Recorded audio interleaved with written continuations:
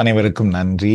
இன்றைக்கு நாங்கள் தொடக்க நூல் அல்லது ஆதியாகமம் 7ஆம் அதிகாரத்திலே வசனங்கள் 17 24 வரை உள்ள பகுதிகளை பார்க்க போகின்றோம். சென்ற வாரம் பெருவெள்ளம் வந்தது, பெருமழை வந்தது.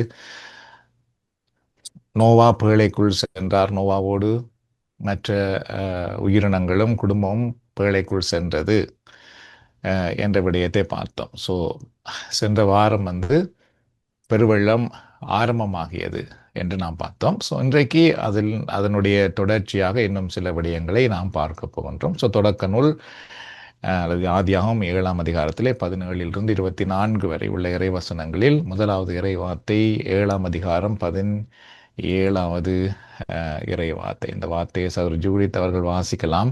தொடக்க நூல் 7ஆம் அதிகாரத்திலே 17வது இறைவார்த்தையை நாம் வாசிக்க கேட்போம். 40 நாட்களாக பெருவெள்ளம் மண்ணுலகில் வந்து கொண்டிருந்தது. வெள்ளம் பெருக்கெடுத்து பேழையை தூக்க அது நிலத்திலிருந்து உயர்ந்து எழுந்தது. கேள்வி: வெள்ளம் பெருக்கெடுத்த போது பேழைக்கு என்ன ஆனது? பேழை நிலத்திலிருந்து உயர்ந்தெழுந்தது. தேங்க்யூ. இதிலே நீங்கள் பார்த்தீர்கள் என்றால் முதலாவது 40 நாட்களாக பெருவெள்ளம் மண்ணுலகில் வந்து கொண்டிருந்தது என்று நாம் பார்க்கின்றோம். இந்த வந்து கொண்டு இருந்தது என்பது எதை காட்டுகின்றால் தொடர்ச்சியாக பெருவெள்ளம் 40 நாட்கள் தொடர்ச்சியாக வந்து கொண்டிருந்தது அதை காட்டுகிறது.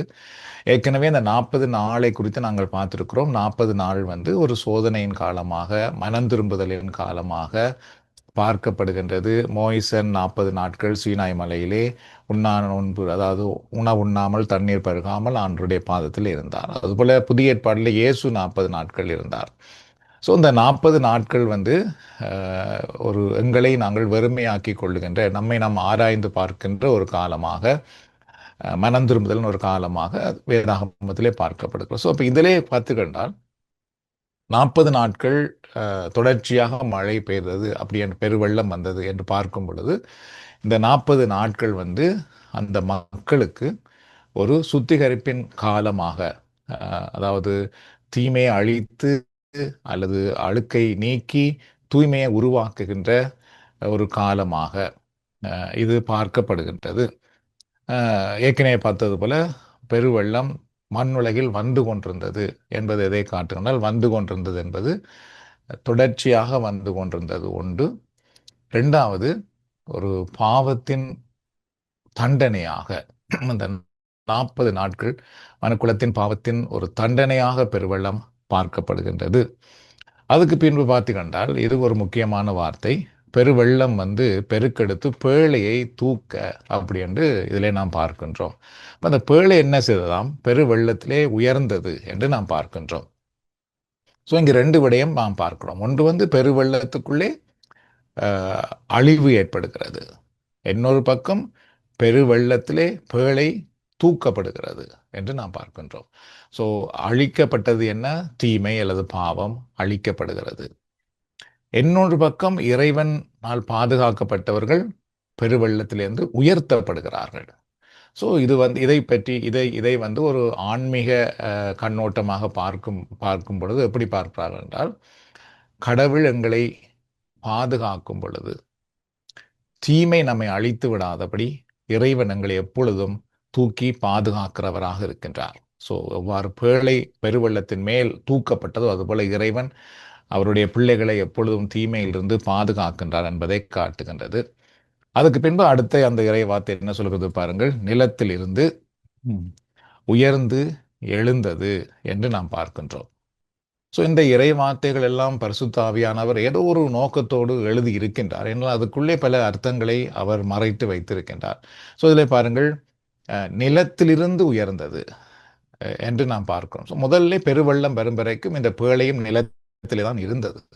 இப்பொழுது இந்த பெருவெள்ளம் வரும் பொழுது இந்த பேழை நிலத்திலிருந்து உயர்ந்தது என்று பார்க்கும் பொழுது நிலம் எதை காட்டுகிறது?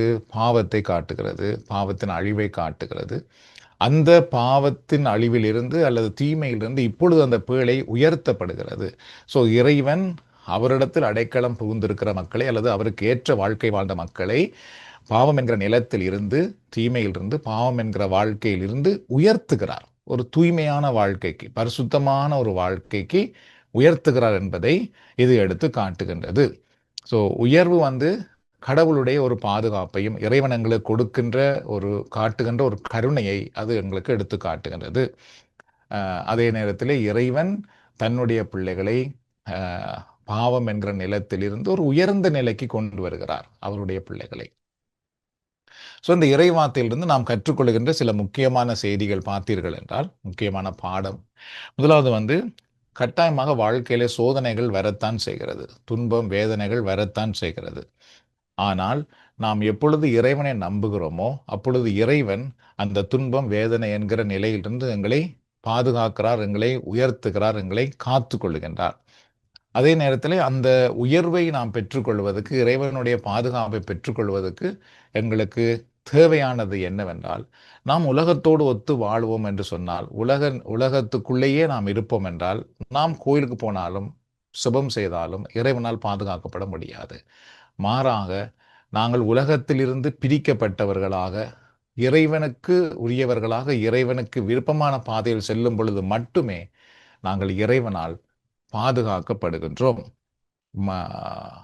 மூன்றாவது பார்த்தீர்கள் என்றால், நாம் எப்பொழுதெல்லாம் இறைவனில் நம்பிக்கை வைத்து அவருக்கு கீழ்ப்படுகின்றோமோ அப்பொழுதெல்லாம் இறைவன் எங்களுக்கு கருணை காட்டுகிறார், எங்களை பாதுகாக்கின்றார். நாலாவது, நாங்கள் எப்பொழுதும் இறைவன் தீமையை வெறுக்கின்றார், நன்மையை விரும்புகிறார் என்று அறிந்து நாம் தீமையை விட்டு விலகி நன்மையான வாழ்க்கை வாழ அழைக்கப்படுகின்றோம். ஸோ நாம் இப்பொழுது 2வது இறை வார்த்தைக்கு நாம் போகின்றோம். தொடக்க நூல் 7ஆம் அதிகாரத்திலே 18வது இறை வார்த்தை. இதை வேணும்னா மதியக்கா நீங்கள் வாசிக்கலாம், என்ன சின்ன வசனமாக இருக்கிறதுனால. தொடக்க நூல் அல்லது ஆதியாகமம் 7ஆம் அதிகாரம் 18வது இறை வார்த்தை. மண்ணுலகின் மேல் வெள்ளம் பாய்ந்து மிகுதியாக பெருக்கெடுக்க பேழை நீரின் மேல் மிதந்தது. கேள்வி: வெள்ளம் பெருக்கெடுக்கிய போது பேழை எவ்வாறு இருந்தது? பேழை நீரின் மேல் மிதந்தது. தேங்க்யூ. ஸோ இதிலே நீங்கள் பார்த்தீர்கள், முதலாவது அந்த வார்த்தையினுடைய முதல் பகுதி என்ன சொல்லப்படுகிறது என்றால், மண்ணுலகின் மேல் வெள்ளம் பாய்ந்து மிகுதியாய் பெருக்கெடுக்க. ஸோ அது நமக்கு எதை காட்டுகிறது? மிகுதியாய் பெருக்கெடுக்க என்றால் அவ்வளவு ஒரு பெரிய பெரு வெள்ளம் வந்து அழிவை உண்டாக்குகிறது. ஸோ இதை வந்து வெறும் சும்மா அப்படியே ஒரு சாதாரணமாக தண்ணி வந்தது போல் நாம் பார்க்கக்கூடாது. ஒரு பெரு வெள்ளம், அந்த என்னது சுனாமி வந்தது போல் ஒரு பெரிய வெள்ளம் வந்து அழித்து ஒழிக்கிறது. ஸோ அது எதை காட்டுகிறது? மண்ணுலகின் மேல் வெள்ளம் பாய்ந்து மிகுதியாய் பெருக்கெடுத்தது என்றால் அது எதை காட்டுகின்றால், பாவத்துக்கு கிடைத்த ஒரு பெரிய தண்டனையாக அது வந்து பார்க்கப்படுகிறது. 2வது, பாவத்துக்கு எதிரான கடவுளுடைய தீர்ப்பாக அது பார்க்கப்படுகின்றது. அப்படி பெருவெள்ளம் வந்த பொழுது அந்த அடுத்த இறைவார்த்தையின் அந்த பகுதி என்ன சொல்கிறது பாருங்கள், பேழை நீரின் மேல் மிதந்தது என்று நாம் பார்க்கின்றோம். ஸோ பேழை நீரின் மேல் மிதந்தது என்றால் நாங்கள் ஏற்கனவே பார்த்தது போல இப்பொழுது வந்து ஒரு பக்கம் அழிவு நடக்கிறது, ஆனால் பேழையோ பாதுகாப்பாக அந்த நீரின் மேல் மிதந்து கொண்டிருக்கிறது.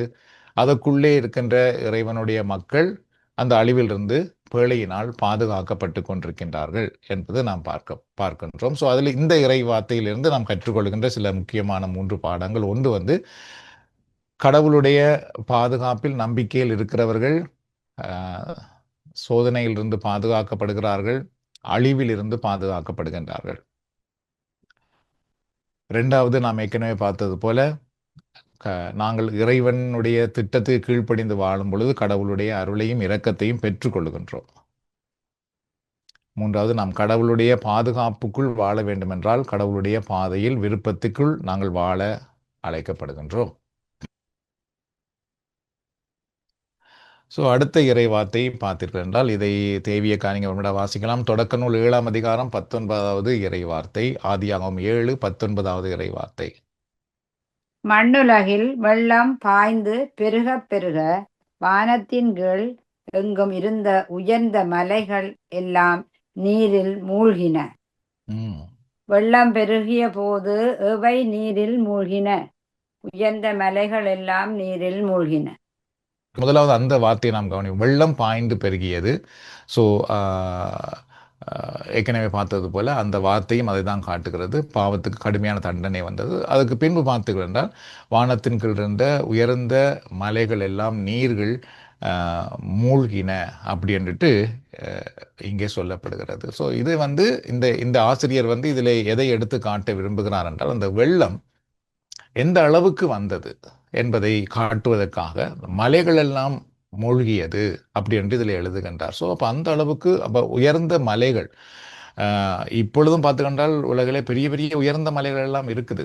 ஸோ அதுபோல இங்கே எந்த அளவுக்கு உயர்ந்த மலை இருந்ததோ எங்களுக்கு தெரியாது. ஆனால் வெள்ளம் வந்து எந்த அளவுக்கு வந்தது அப்படி என்று பார்த்தால் பெரிய உயர்ந்த மலைகள் எல்லாமே தண்ணீருக்குள் மூழ்கக்கூடிய அளவுக்கு பெருவெள்ளம் வந்தது.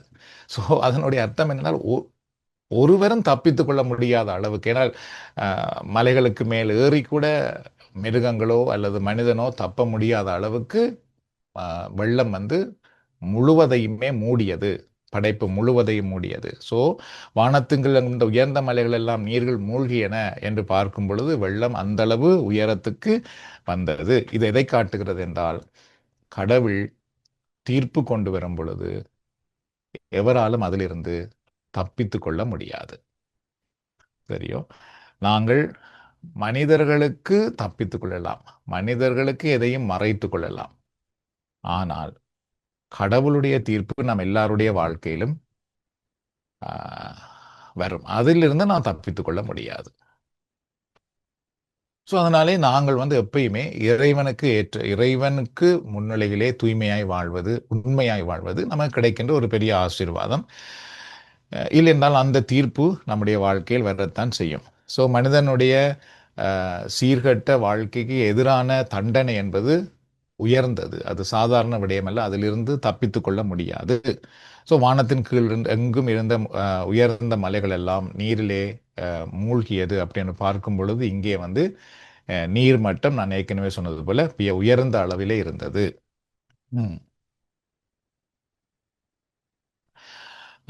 இதில் இன்னொரு கருத்தையும் சொல்லுகிறார்கள். அதாவது மலையை வந்து அவர்கள் காட்டும் பொழுது மலை என்பதை எப்படி பார்க்கப்படுகின்றால் மலை என்பது ஒரு உயர்ந்த, அதாவது வந்து ஒரு சக்தி வாய்ந்த ஒன்றாக, அதாவது எதனாலும் எல்லா சக்திக்கும் மேலான ஒரு சக்தி வாய்ந்த நிலை இருந்தாலும் கடவுளுடைய தீர்ப்பு வரும் பொழுது கடவுளுடைய தீர்ப்புக்கு எதிராக இந்த உலகத்திலே எந்த உயர்ந்த சக்தியும் இல்லை என்பதை இது எடுத்து காட்டுகிறது. ஸோ இறைவனே எல்லாவற்றையும் விட உயர்ந்தவர். ஸோ மலை நீர்கள் மூழ்கியது போல இறைவனுக்கு எதிரான அல்லது இறைவனை விட மேலான எந்த உயர்ந்த சக்தியும் இல்லை. அனைத்தும் இறைவனுடைய ஆளுமைக்கு கீழே தான் இருக்கின்றது. ஸோ இதிலிருந்து நாம் கற்றுக்கொள்கின்ற சில ஆன்மீக பாடம் பார்த்தீர்கள் என்றால், முதலாவது, பாவத்திலே வாழ்ந்திருக்கிற மக்களுடைய வாழ்க்கை நிலைத்திருக்காது, அதுபோல பாவமும் நிலைத்திருக்காது, தீமை நிலைத்திருக்காது. இது என்பதை தெளிவாக இது எடுத்து காட்டுகின்றது. இரண்டாவது வந்து மனிதனுடைய பாவம் மற்ற படைப்புகளையும் பாதிக்கின்றது. மனிதனுடைய உள்ளம் சரியில்லாமல் இருந்ததுனாலே இப்பொழுது ஆண்டவர் உலக படைப்பு அனைத்தையும் அழிக்கின்றார். ஸோ மனிதனுடைய பாவத்தினால் படைப்புகளும் பாதிக்கப்படுகின்றது. ஆனால் கடவுள் தன்னை நம்புகிற பிள்ளைகளை பாதுகாக்கின்றார். கடவுளை நம்புகிற குடும்பமும் பாதுகாக்கப்படுகின்றது என்பதை தான் இதிலிருந்து நாம் வந்து அறிந்து கொள்கின்றோம். இப்பொழுது நாம் அடுத்த வார்த்தைக்கு போகின்றோம். தொடக்க நூல் அல்லது ஆதியாகமம் 7ஆம் அதிகாரத்திலே 20வது இறை வார்த்தை. இதை இன்னொரு வாசிக்கலாம். நிலத்தில் ஊர்வன பறவைகள், கால்நடைகள், காட்டு விலங்குகள், நிலத்தில் தாழ்வன, மனிதர் ஆகிய சதையுள்ள உயிரினங்கள் அனைத்தும் மாண்டன. கேளி வெள்ளத்தில் எந்த உயிரினங்கள் மாண்டன? நிலத்தில் தாழ்வன, மனிதர் ஆகிய சதையுள்ள உயிரினங்கள் அனைத்தும் மாண்டன. ஸோ இப்போதான் நாங்கள் வந்து இதில் கொஞ்சம் விழிப்போடு நாம் பார்க்க போகின்றோம். இந்த 21வது வார்த்தையிலே முதலாவது பகுதி என்ன சொல்லுகிறது பாருங்கள். நிலத்தில் ஊர்வன பறவைகள், கால்நடைகள், காட்டு விலங்குகள், நிலத்தில் தவழ்வன, மனிதர் ஆகிய சதையுள்ள உயிரினங்கள் அனைத்தும் மாண்டன.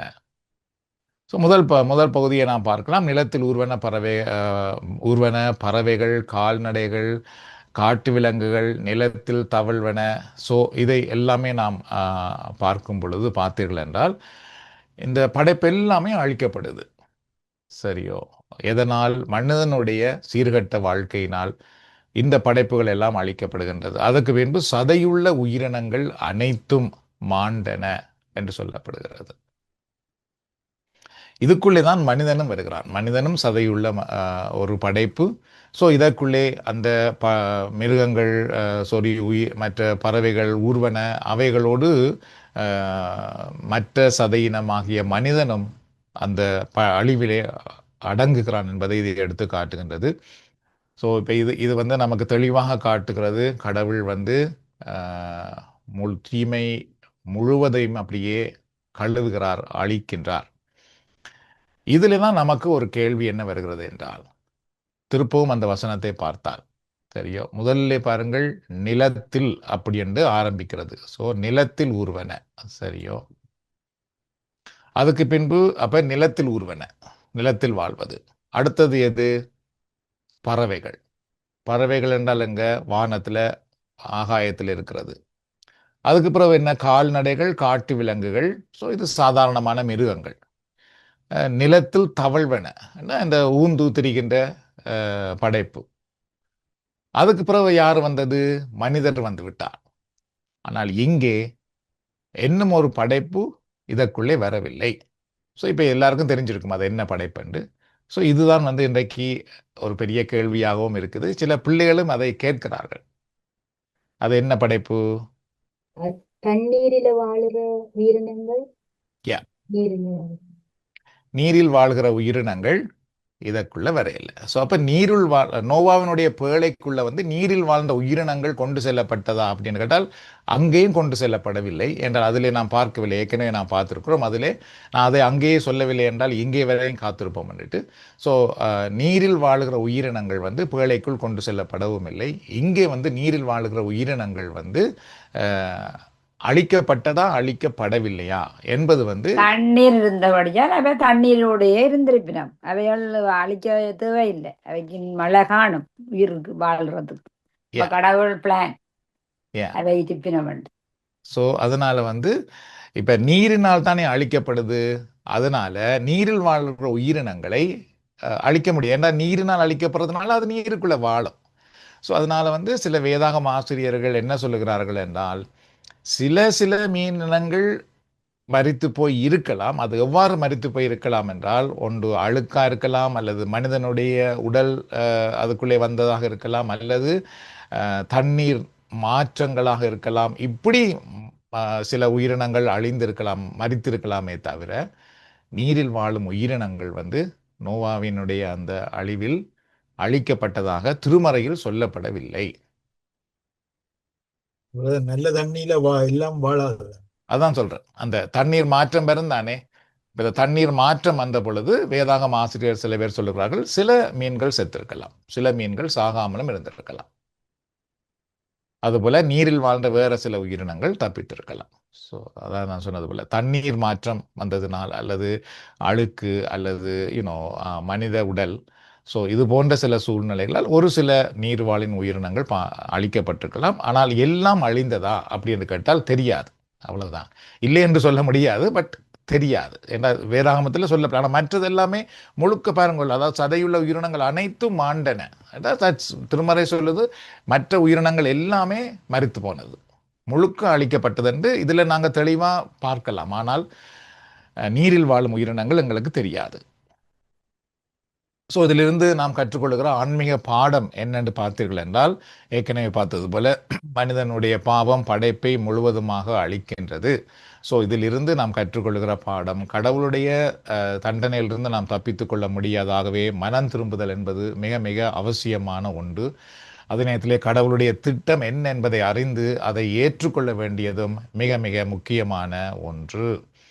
ஸோ இந்த அடிப்படையிலே பார்த்தீர்கள் என்றால், இன்றைக்கு இந்த உலகத்திலே சில மறுமலர்ச்சிகளை பரிசுத்த ஆவியானவர் கொண்டு வருகின்றார்.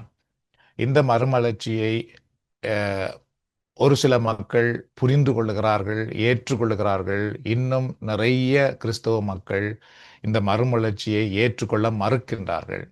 ஸோ அதுவும் ஒரு ஆபத்து. ஏனென்றால் தூய ஆவியானவர் காலத்துக்கு காலம் மாற்றங்களை கொண்டு வருகின்றார்.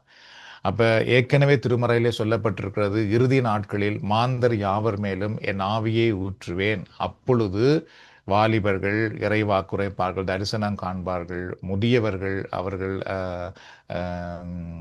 என்னது தீர்க்க தரிசனங்கள் கூறுவார்கள், தரிசனங்கள் காண்பார்கள்.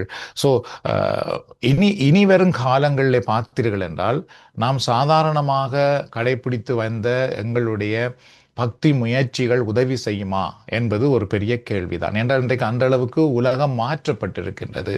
இதுக்கு உண்மையிலேயே ஒரு ஒரு மன மாற்றம். ஒவ்வொரு மனிதர்களும் உண்மையாகவே கடவுளுடைய பிரசன்னத்தை உணர்ந்தால் ஒழிய, கடவுள் உண்மையா இருக்கிறார் என்று அவர்கள் அடையாளம் கண்டு கொண்டாலே ஒழிய யாரும் கடவுளை இனி நம்ப போகிறதே இல்லை. இந்த அடிப்படையிலே சாதாரணமாக நாம் சும்மா கோயிலுக்கு போயிட்டு வாரதோ, நம்முடைய பக்தி முயற்சிகள் கடவுள் இருக்கிறார் என்பதை காட்டுமா என்பது ஒரு பெரிய கேள்வியாக போய்விட்டது. இன்றைய இளம் சமுதாயத்துக்கு கடவுளை அதன் மூலமாக அவர்கள் காண முடிகிறதா, கடவுளுடைய பிரசன்னத்தை அவர்கள் அனுபவிக்க முடிகிறதா என்று கேட்டால் அதுவும் இன்றைக்கு பெரிய கேள்விக்குறியாகி போய்விட்டது.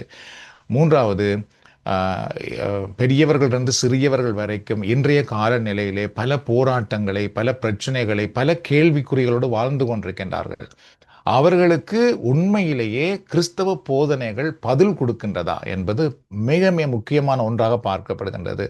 அவர்களுக்கு கிறிஸ்தவ படிப்பினை, போதனை அவர்களுக்கு ஒரு பலனும் கொடுக்கவில்லை என்றால் யாருமே இனி கடவுளை தேட மாட்டார்கள். ஸோ இந்த அடிப்படையிலே தான் கடவுள் சொல்லியிருக்கின்றார், பரிசுத்த ஆவியானவரை ஊற்றுவேன். ஸோ தூய ஆவியானவர் என்ன செய்வார் என்றால் அவர்களையும் இறைவனிடத்திலே அழைத்து வரக்கூடிய விதமாக சூழ்நிலைகளை மாற்றுவார், வழிபாடுகளை உருவாக்குவார், வழிபாட்டு நிலைகளை மாற்றுவார். இதை நாம் அடையாளம் கண்டு கொள்ள வேண்டியது மிக மிக அவசியம். இல்லை என்றால் எவ்வாறு அன்றைக்கு நோவாவின் காலத்தில் அழிவு வந்ததோ அதுபோல அழிவை சந்திக்க வேண்டி வரும். அதே நேரத்திலே இந்த உலகத்தின் தீமையினால் நிறைய குடும்பங்கள், பலருடைய வாழ்க்கை பாதிக்கப்பட்டே ஆகும். அதிலிருந்து தப்பித்துக் கொள்ள முடியாது. அதிலிருந்து தப்பித்துக் கொள்ள ஒரே ஒரு வழி கடவுள், இறைவன், இறைவனுடைய வார்த்தை, கிறிஸ்து, அவ்வளவுதான். தொடக்கம் உள்ளது ஆதியாகமம் 7ஆம் அதிகாரத்தில் 22வது இறை வார்த்தை. ஸோ இதை இன்னொருவர் வாசிக்கலாம், வாசிக்காதவர் இதை வாசிக்கலாம். தொடக்க நூல் 7ஆம் அதிகாரத்தில் 22வது இறை வார்த்தை. தரையில் வாழ்ந்தவற்றில் நாசியால் மூச்சுவிடும் அனைத்தும் செத்து போயின. கேள்வி: தரையில் வாழ்ந்தவற்றில் எவை செத்து போயின? நாசியால் மூச்சுவிடும் அனைத்தும் செத்து போயின. Okay, good. ஸோ இப்போ இதுலேயும் நாம் என்ன பார்க்கிறோம்? எது முழுக்க அழிந்ததாம்? தரையில் வாழ்ந்தவைகள். சரியோ, தரையில் வாழ்ந்தவற்றில் நாசியால் மூச்சு விடும் அனைத்தும் செத்து போயிற்று. ஸோ அப்போ நிலத்தில் வாழ்ந்த எல்லா உயிரினங்களும் மரித்து போயிருக்கிறது என்பதை தெளிவாக இதிலே பார்க்கக்கூடியதாக இருக்கின்றது. ஸோ முதலாவது அதுதான், தரையில் வாழ்ந்தவைகள். ஸோ தரையில் வாழ்ந்தவைகள் யாரு என்றால் முதலாவது மனிதன். அதுக்கு பின்பு நாம் பார்த்தது போல கால்நடைகளாக இருக்கலாம், காட்டு விலங்குகளாக இருக்கலாம், தரையிலே வாழுகிற மற்ற அனைத்து உயிரினங்கள், அது ஊர்வன, பறப்பன, எல்லாமே தரையில் வாழ்ந்த உயிரினங்கள், அதை காட்டுகிறது. அதுக்கு பின்பு பார்த்தீங்கன்றால் நாசியால் மூச்சு விடும். ஸோ இந்த நாசியால் மூச்சு விடும் அப்படின்னு வரும் பொழுது பார்த்தீங்கன்றால் மூச்சு ஒரு உயிருக்கு அடையாளம். ஸோ அப்போ அந்த உயிர் வாழ்ந்த ஒரு எதற்குள்ளெல்லாம் உயிர் இருந்ததோ அந்த உயிரினங்கள் எல்லாம் அழிக்கப்பட்டிருக்கிறது. ஸோ நாசியால் மூச்சு விடும் அல்லது மூச்சு உள்ள உயிரினங்கள் அனைத்தும் அழிக்கப்பட்டிருக்கின்றன.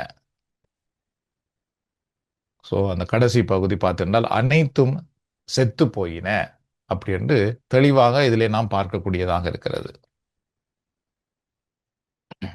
ஸோ இப்போ நோவாவினுடைய குடும்பத்தை தவிர, நோவாவினுடைய பேழைக்குள் இருக்கின்ற மற்ற உயிரினங்களை தவிர மிகுதி எல்லாமே அளிக்கப்பட்டிருக்கின்றன. ஸோ இதிலிருந்து நாம் கற்றுக்கொள்கின்ற ஆன்மீக பாடம் பார்த்தீர்கள் என்றால், இறைவன் செய்வதை யாராலும் தடுத்து நிறுத்த முடியாது. அதே நேரத்திலே பாவம் அனைத்தையும் அழித்து விடுகின்றது. கடவுளுடைய கருணையினால் மனிதன் அல்லது கடவுளை நம்புகிற குடும்பம் பாதுகாக்கப்படுகின்றது. எல்லாவற்றுக்கும் மேலாக நாங்கள் கடவுளுடைய வார்த்தையில் நம்பிக்கை வைக்க வேண்டும். சரியோ? அதுதான் மிக முக்கியம். ஏனென்றால் நோவாவுக்கு கடவுள் என்ன எப்படி நோவாவுக்கு பேழையை செய்யும்படி இறைவன் சொன்னார் என்றால் வார்த்தை வழியாக தான் சொன்னார். ஸோ வார்த்தை வந்து மிக முக்கியம். கடவுள் அவருடைய பிள்ளைகளை அவருடைய வார்த்தையால் மட்டும்தான் வழி நடத்த முடியும். சரியோ? இப்போ நாம் எங்களுடைய பிள்ளைகளுக்கு ஒரு படத்தை காட்டி தான் இயேசு என்று காட்டி கொடுக்கலாம். ஒரு சிலுவையை காட்டி இதில் தான் இயேசு மரித்தார் காட்டி கொடுக்கலாம். Very good. இதெல்லாம் எதை காட்டும்? ஒரு பிள்ளைக்கு நாங்கள் அவர்களுக்கு ஒரு அறிவை கொடுக்கின்றோம். Very good. ஆனால் அந்த பிள்ளை வளர வளர அந்த அறிவோடு மட்டும் இருக்கக்கூடாது. அதையும் தாண்டி அப்ப சிலுவை என்றால் என்ன? சிலுவையில இயேசு ஏன் மரித்தார்? சிலுவையில யாருக்காக மரித்தார்? இது போன்ற அறிவு அந்த பிள்ளைக்கு கொடுக்கப்பட வேண்டும். அது எங்கே இருக்குது? இறை வார்த்தையில தான் இருக்குது. வேற எங்கேயுமே இல்லை. அது இறை வார்த்தையில்தான் இருக்கு. அப்ப இறை வார்த்தையை படிக்கும் பொழுது மட்டும்தான் சிலுவை என்றால் என்ன, சிலுவையில இயேசு ஏன் மரித்தார், இயேசு என்றால் யார், யாருக்காக மரித்தார், சிலுவையிலே இயேசு எதை ஏற்றுக்கொண்டார், நம்முடைய வாழ்க்கையில எதை இயேசு தன்மையில் ஏற்றுக்கொண்டார், எதை நமக்கு கொடுத்தார், இதெல்லாம் பரிசுத்த வேதாகமத்திலே தான் இருக்குது. ஸோ இதை நாம் அறிந்து கொண்டால் மட்டும்தான் இறை வார்த்தையினால் நமக்கு இறைவனால் மீட்பு கொடுக்க முடிகின்றது.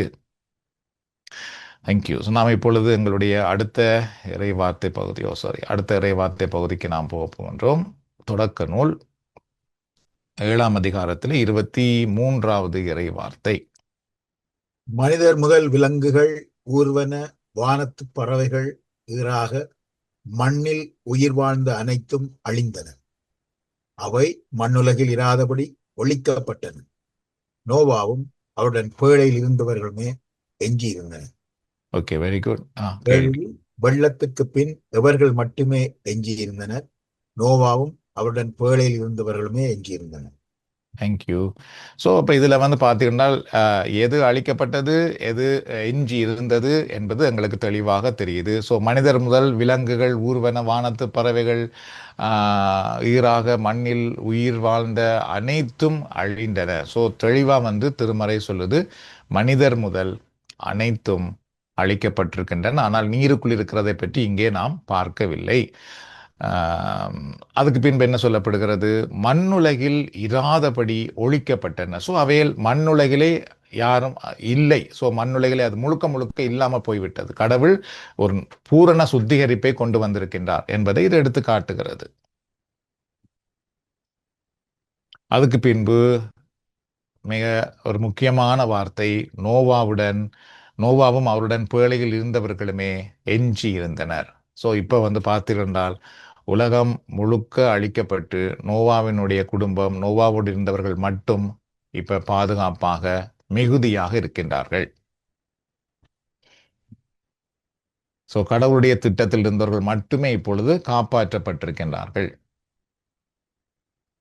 ஸோ இதிலிருந்து அறிந்து கொள்கின்ற ஆன்மீக பாடம் பார்த்தீர்கள் என்றால், பாவம் அதிகரிக்கும் பொழுது அழிவு வரும். நாம் மனம் திரும்பி விட்டால் அழிவிலிருந்து பாதுகாக்கப்படுவோம். மனம் திரும்பாமல் போனால் நிச்சயமாக ஒரு நாள் வந்து அது அழிவாக வந்துவிடும்.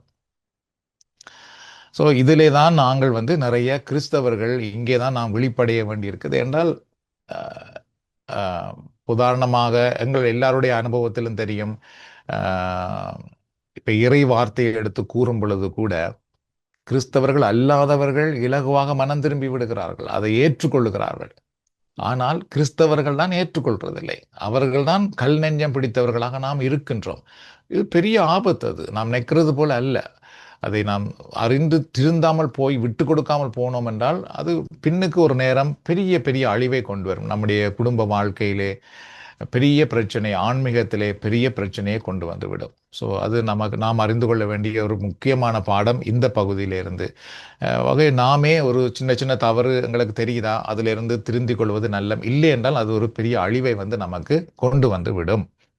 நம்ம 2வது பார்த்தீர்கள் என்றால், இங்கே நோவா வந்து இந்த பேழையிலே சொல்லப்படுதான், நோவாவும் அவருடைய பேழையில் இருந்தவர்கள் மட்டுமே பாதுகாக்கப்பட்டார்கள் என சொல்லப்பட்டிருக்குது. ஸோ அதுக்கு என்ன நடந்தது என்று பார்த்திருந்தால், முதலாவது நோவா வந்து கடவுளுடைய வார்த்தையை கேட்டார். That's a very good one. And அதனால தான் பேழை செய்யப்பட்டது. அதுக்கு பின்பு என்ன செய்தார் பாருங்கள், நோவா வந்து அந்த வார்த்தைக்கு கீழ்ப்படிந்தார். அதனால தான் இப்ப நோவா வந்து பேழையினால் பாதுகாக்கப்படுகின்றார். மூன்றாவது பார்த்தீர்கள் என்றால் நோவா கடவுளுடைய வார்த்தையை கேட்டாலும் அதுக்கு கீழ்ப்படிந்ததுக்கு என்ன காரணம் என்றால் நோவாவுக்கு அந்த வார்த்தையில் ஏற்பட்ட நம்பிக்கை. ஸோ இப்போ நம்பிக்கை, நோவாவினுடைய நம்பிக்கை பார்த்ததினால் வந்ததா என்று கேட்டால் இல்லை. என்றால் நோவா இதற்கு முன்பு மழையை காணவில்லை, பேழையையும் காணவில்லை. ஆனால் காணாத ஒன்றை கடவுள் சொன்னதை வைத்து விசுவாசித்தார். அந்த விசுவாசத்தின் அடிப்படையிலே அவருக்கு கிடைத்த வெகுமதி தான் இது. ஸோ அந்த அடிப்படையிலே பார்த்தீர்கள் என்றால் எங்களுடைய விசுவாச வாழ்க்கையிலே நாம் இறை வார்த்தையை கேட்கலாம், நாம் ஆன்மீக கடமைகளை செய்யலாம், நாம் விசுவாசத்தோடு செயல்படுகின்றோமா என்பதுதான் சரியான முக்கியமான ஒன்று. விசுவாசத்தோடு செயல்பட்டாலே ஒழிய நம்முடைய வாழ்க்கையில் வெற்றி அடைய முடியாது. தெரியும், எல்லா இடத்துல கேட்டாலும் நாம் உடனே சொல்லுவோமா நாங்கள் விசுவாசத்தோடு செயல்படுறோம் என்றுதான் நாம் சொல்லுகிறோம். ஆனால் நமக்கென்று நம்முடைய வாழ்க்கையில் சில கஷ்டம் துன்பம் வரும் பொழுது, போராட்டங்கள் வரும் பொழுது நாங்கள் எந்த அளவுக்கு ஆன்மீக நிலையில் நம்மை பாதுகாத்து கொள்ளுகின்றோம் என்பதில் இருந்துதான் எங்களுடைய விசுவாசம் வெளிப்படும். இப்போ உதாரணமாக புதிய ஏற்பாட்டிலே சொல்லப்படும், உங்களை பற்றி இல்லாது பொல்லாது சொல்லும் பொழுது நீங்கள் மகிழ்ந்து களி கூறுங்கள், விண்ணகத்தில் உங்கள் பலன் மிகுதியாக இருக்கும் அப்படின்னு சொல்லியிருக்குது. அப்போ நாங்கள் எத்தனையோ வருஷம் ஆண்டவருக்குள்ளே இருப்போம், எங்களை பற்றி யாராவது குறை சொல்லிவிட்டால் நாங்கள் மகிழ்ந்து களி கூறுவோமா? இல்லாட்டி ஸோ அப்போ எங்களோட விசுவாசம் அங்கங்கே இல்லை என்று தான் நமக்கு தெரியுது. ஏனென்றால் நாங்கள் வருஷமாக இறை வார்த்தையை கேட்டிருக்கிறோமே தவிர அந்த வார்த்தையில் உள்ளதை நாங்கள் விசுவாசிக்கல. எங்களுக்கு ஒரு துன்பம் மற்றவர் இல்லாத பிள்ளை சொல்லும் பொழுது நாங்கள் மகிழ்ந்து களி கூற வேண்டும். ஓகே, தேங்க்யூ என்றிட்டு அமைதியாக கேட்டு அவர்களை தொடர்ந்து நாம் அன்பு செய்யவும் அந்த பணியை செய்யவும் தான் அதான் விசுவாசம். ஆனால் இல்லை என்றால் அப்போ எங்கள்கிட்ட அந்த விசுவாசம் இல்லாமல் போயிருக்குது. இது போல நிறைய விடயங்கள் விசுவாசத்துக்குள்ளே தான் அடங்கி இருக்கும். அதிலிருந்து தான் நம்முடைய வாழ்வினுடைய ஆசீர்வாதங்கள் இருக்கின்றது. ஸோ அதே நேரத்தில் இறுதியாக நாம் என்ன பார்த்தோம், கடவுளுடைய பாதுகாப்புக்குள் இருக்கிறவர்கள் நிச்சயமாக பாதுகாக்கப்படுகின்றார்கள்.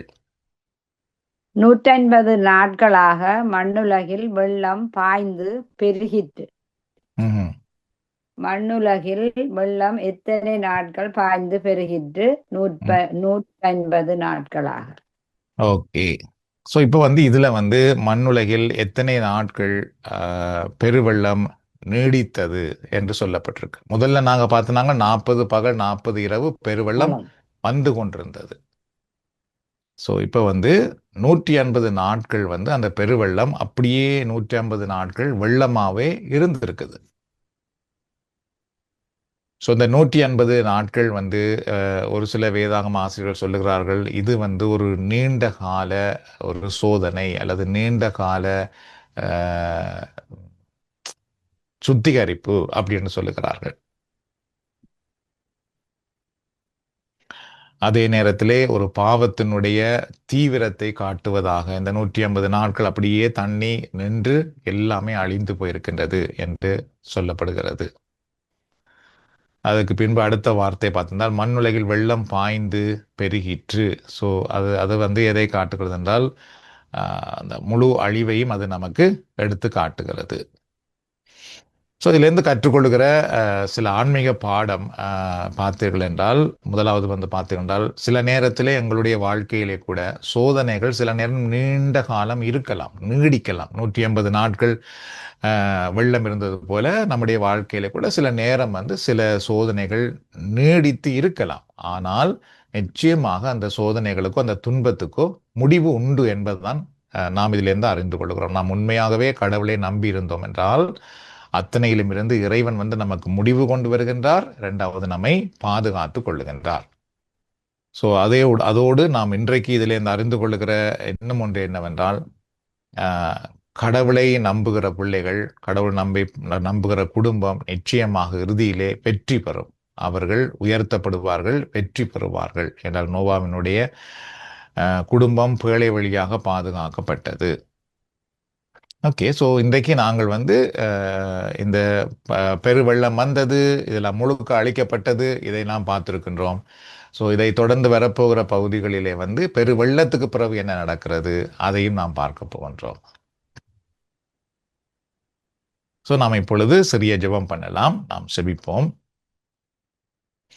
அன்பின் ஆண்டவரே, இந்த நாளுக்காக நாங்கள் உமக்கு மீண்டும் நன்றி செலுத்துகின்றோம். இன்றைக்கும் இந்த வேதாகம பகிர்விலிருந்து நோவாவினுடைய குடும்பத்தை நீர் பாதுகாத்ததையும் பெருவெள்ளத்தினால் தீமையை நீர் அழித்ததையும் எங்களுக்கு தெளிவாக நீர் கற்றுக் கொடுத்திருக்கின்றீர். இதோ இந்த நாளில் இவைகளெல்லாம் நாங்கள் அறிந்து கொள்வதற்கு நீர் எங்களுக்கு துணையாக இருந்ததுக்காக நன்றி செலுத்துகிறோம். இதில் இணைந்திருக்கிற ஒவ்வொருவருக்காக ஆண்டவரே நாங்கள் உமக்கு நன்றி கூறுகின்றோம். ஒவ்வொருவரையும் ஆர்வத்தோடும் அர்ப்பணிப்போடும் இதிலே நீர் ஒன்றிணைத்து இதை நீர் உருவாக்கி வழிநடத்தி வருகிறீர். உமக்கு நன்றி கூறுகின்றோம். அன்பின் ஆண்டவரே, இந்த நாளில் நாங்கள் கேட்டவைகளுக்காக நாங்கள் எங்களை அர்ப்பணித்து மன்றாடுகின்றோம். இரக்கமுள்ள ஆண்டவரே, உம்முடைய தீர்ப்பு நாளிலிருந்து உம்முடைய தண்டனையிலிருந்து யாராலும் தப்பித்து கொள்ள முடியாது.